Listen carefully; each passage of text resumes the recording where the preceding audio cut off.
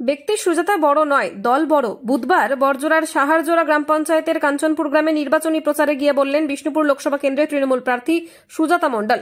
এদিন একই সঙ্গে তার প্রাক্তন স্বামী অন্যতম প্রতিদ্বন্দ্বী বিজেপি সৌমিত্র খাঁকে নিয়েও বিশেষ কোনো মন্তব্য করতে রাজি হননি। তার দাবি, ওকে নিয়ে মন্তব্য করে ফুটেজ দিতে চায় না। তবে মমতা বন্দ্যোপাধ্যায়ের উন্নয়ন আর নিজের ঘরের মেয়ে ইমেজেই তার জেতার ব্যাপারে যে অন্যতম মূল চাবিকাঠি, তা জানাতে ভুল করেননি তিনি। এদিন তৃণমূল প্রার্থী সুজাতা মণ্ডল নির্বাচনী প্রচারে বেরিয়ে দেজুরি কালী মন্দির ও সাহারজোড়া মা মহামায়া মন্দিরে পুজো দেন। বিজেপি প্রার্থী সৌমিত্র খাঁ প্রচারে বেরিয়ে বলছেন আপনি কলতলা ঝগড়া করছেন, কি বলবেন এই বিষয়ে? এই কালচারে উনি অভ্যস্ত, ওনার পরিবারের লোকজন সেটাই করে বলে আমিও শুনেছিলাম। তো সেটা এখন দেখতে পাচ্ছি যে উনি সেটা অভ্যস্ত, তাই উনি ওনার নিজের স্বভাবগত পরিচয় দিয়েছেন। ওনাকে নিয়ে ফুটেজ দিতে চাই না। জেতার ব্যাপারে কতটা আশাবাদী আপনি?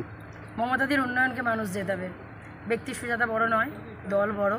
আর আমি বিশ্বাস করি মমতা বন্দ্যোপাধ্যায় এবং অভিষেক বন্দ্যোপাধ্যায় যেভাবে বাংলার মানুষকে প্রতিটা দিন একদম জন্ম থেকে মৃত্যু পর্যন্ত যেভাবে খেয়াল রেখেছেন, বুকে আগলে রেখেছেন, তাই মমতাদিকে মানুষ বাংলার মা তিনি মনে করেন। তিনি নিজে বাংলার মা, বাংলার মানুষের কাছে। তাই মানুষ মমতাদিকেই জেতাবে এবং অভিষেক বন্দ্যোপাধ্যায় তৃণমূল কংগ্রেসকেই জেতাবে। প্রচারে বেরিয়ে কেমন সাড়া পাচ্ছেন? অভূতপূর্ব। বাড়ির মেয়ে দাঁড়িয়েছে। এতদিন বহিরাগতকে মানুষ পেয়েছিল, বহিরাগতকে মানুষ চিনে নিয়েছে। বিজেপি বহিরাগতকে আবার প্রার্থী করেছে, ছুড়ে ফেলে দেবে মানুষ, নিশ্চিত রেখে রাখুন।